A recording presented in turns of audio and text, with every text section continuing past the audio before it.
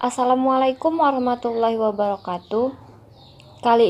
Di video kali ini saya akan mengajak teman-teman semuanya untuk melihat koleksi-koleksi yang ada di Museum Nasional. Koleksi-koleksi yang akan saya bahas ini dari masa prasejarah, sekitar ada 10 benda. Mari kita mulai saja. Yang pertama itu ada penguburan manusia prasejarah di Bali. Jadi kalau kita berkunjung ke Museum Nasional, kita akan menemukan informasi mengenai situs Gilimanuk. Situs Gilimanuk ini terdapat di kategori manusia dan lingkungan di lantai 1 Museum Nasional. Jadi, situs Gilimanuk ini terletak di kawasan Teluk Gilimanuk yang termasuk kawasan Taman Nasional Bali Barat, meliputi wilayah Kabupaten Buleleng dan Jembrana.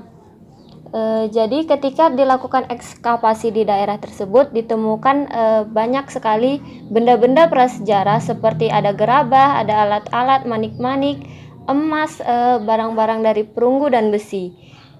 Kemudian ditemukan juga ekofag yaitu seperti kulit kerang, arang, tulang-tulang hewan.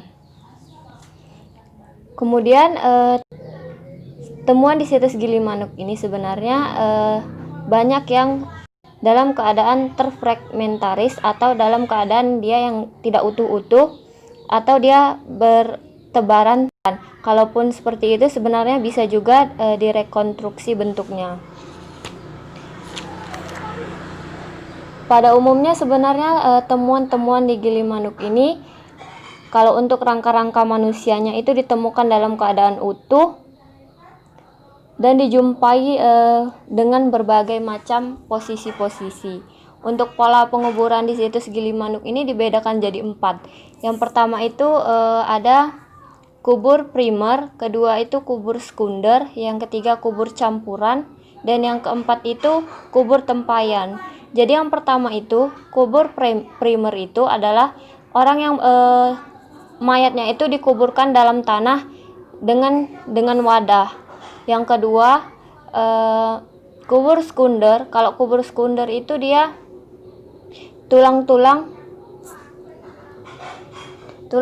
yang udah sebelumnya udah pernah dikubur tapi dikuburkan kembali.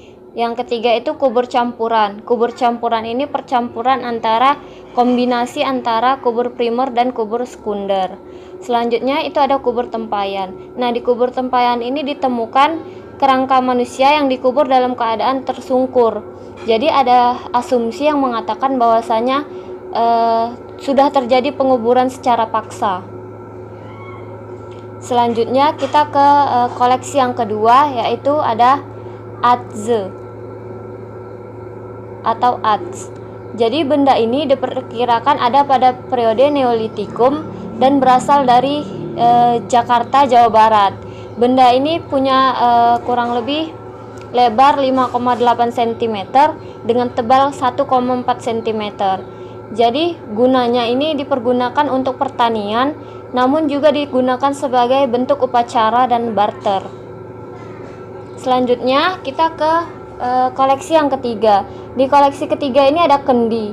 Jadi kendi ini ditemukan sekitar periode Paleolitikum. Dan benda ini berasal dari Palembang, Sumatera Selatan. Asal dari benda ini itu dari tanah liat. Fungsinya itu sebagai benda upacara dan juga sebagai barter. Karena pada zaman dahulu kan kita tahu belum ditemukannya mata uang seperti yang kita pakai sekarang. Jadi benda-benda berkilau itu biasanya digunakan untuk barter. Selanjutnya itu ada benda yang keempat. Koleksi yang keempat itu ada gelang. Jadi gelang ini ditemukan kurang lebihnya ya pada masa Paleolitikum. Jadi kategorinya ini bendanya ini berasal dari perunggu. Kemudian fungsinya biasanya digunakan untuk menunjukkan status sosial seseorang. Juga dipakai sebagai objek untuk upacara. Selanjutnya benda yang kelima yaitu ada kapak upacara. Jadi kapak upacara ini ditemukan di Rote, yaitu di bagian Indonesia Timur. Benda ini berasal dari perunggu dengan ukuran kurang lebih tebalnya itu 0,7 cm lah. Kalau untuk fungsinya sendiri belum diketahui secara pasti bagaimana fungsinya, tapi kemungkinan besar ini adalah untuk upacara adat. Ke koleksi yang ke-6. Koleksi ke-6 ini ada tas atau noken. Jadi tas ini ditemukan di Irian Jaya yang berasal dari serat batang anggrek. Ukurannya itu kurang lebih 1,6 cm dan tebal 4,30 cm. Jadi sebenarnya tas ini digunakan sampai sekarang oleh wanita dari suku Dani.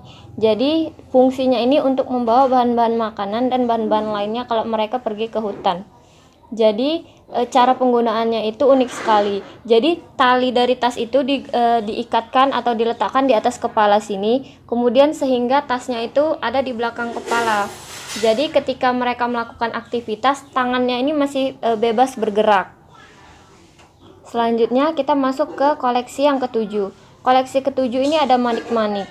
Jadi untuk manik-manik yang ini ditemukan di Bekasi, Jawa Barat. Ini itu terbuat dari batu dan kaca.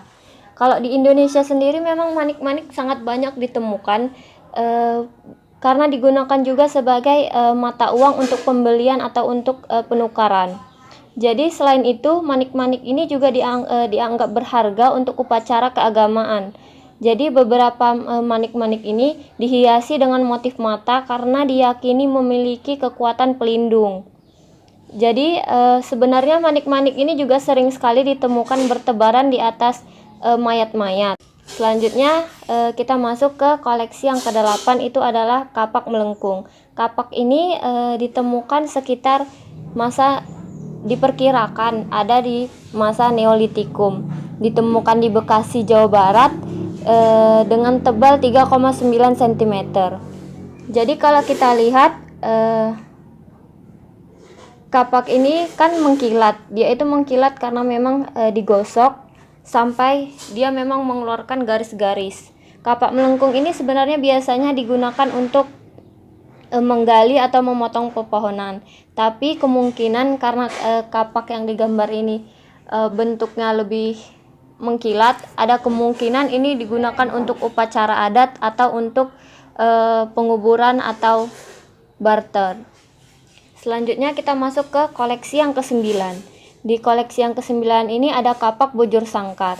Ini ditemukan di Sukabumi, Jawa Barat dengan tebal kurang lebih 1,4 cm.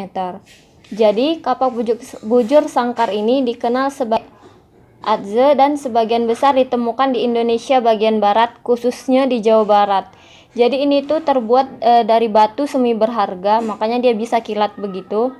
Kemudian dipoles dan kemudian fungsinya digunakan sebagai jimat atau item penguburan dan juga sebagai barang untuk melakukan barter. Nah, selanjutnya barang yang terakhir yang ke-10 yaitu ada lukisan batu. Jadi lukisan batu ini kurang lebih diperkirakan ada di masa Megalitikum. Ditemukan di Palembang, Sumatera Selatan dan bahannya itu adalah batu. Kemudian tebalnya adalah 45 cm. Jadi ini ada di permukaan tembok yang didekorasi dengan gambar dengan 3 jari, yakni mata lembu. Dia menggambarkan seekor lembu jantan dengan seseorang berkaitan erat dengan konsep penyembahan leluhur, dan lukisan itu mungkin dimaksudkan untuk memberkati orang yang meninggal dalam perjalanannya menuju dunia roh. Saja pembahasan saya mengenai koleksi-koleksi yang ada di Museum Nasional.